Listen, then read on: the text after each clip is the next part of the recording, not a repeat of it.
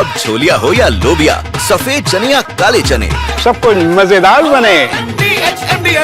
Putin स्थायी शांति समझौते पर अड़े हैं। पुतिन और उनकी सेना के आक्रामक रुख को देखते हुए अब ट्रंप पुतिन की जुबान बोलने लगे हैं। मतलब अब ट्रंप यूक्रेन और यूरोपीय देशों को वही सलाह दे रहे हैं जो पुतिन चाहते हैं।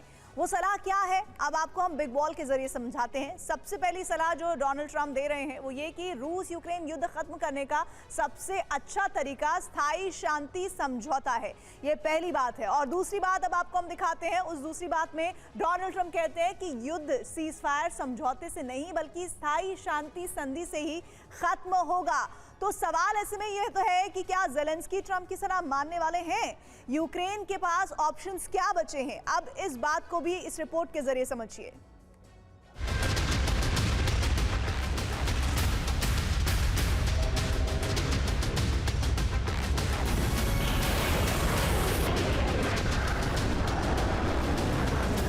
अलास्का वार्ता के परिणाम और रूसी सेना के जबरदस्त हमले से ज़ेलेंस्की और उनकी फोर्स बुरी तरह से बौखला गई।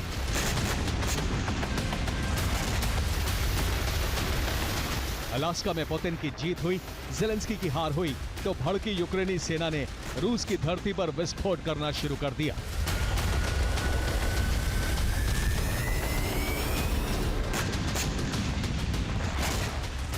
यूक्रेनी सेना ने एक साथ रूस के 8 प्रांतों में ड्रोन से विस्फोट किया। यह मॉस्को की तस्वीर है। यहां धमाकों की वजह से कई कारें जल गई। शक है कि धमाका यूक्रेन के ड्रोन हमले की वजह से हुआ। यूक्रेन के हमले की वजह से रियाजान में रूस की हथियार फैक्ट्री जल गई। हमले में 11 लोग मारे गए, 130 लोग घायल हुए। बेलगोरोद में यूक्रेनी फोर्स ने रूसी सेना के ठिकाने को ध्वस्त कर दिया। वोल्गोग्राद में रूस का हथियार गोदाम तबाह हो गया।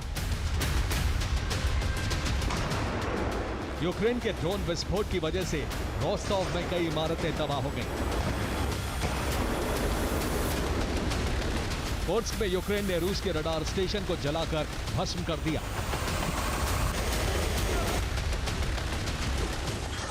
अस्त्राखान में यूक्रेन ने सीरियल विस्फोट किया, कई इमारतों में आग लग गई।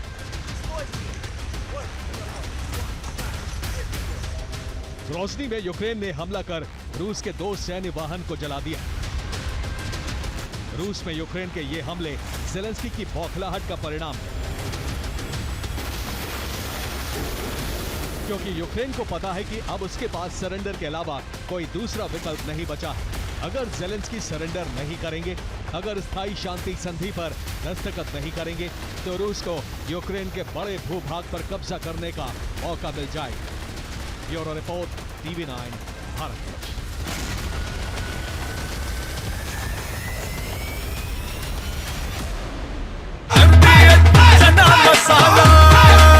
अब छोलिया हो या लोबिया, सफेद चने या काले चने, सब कुछ मजेदार बने।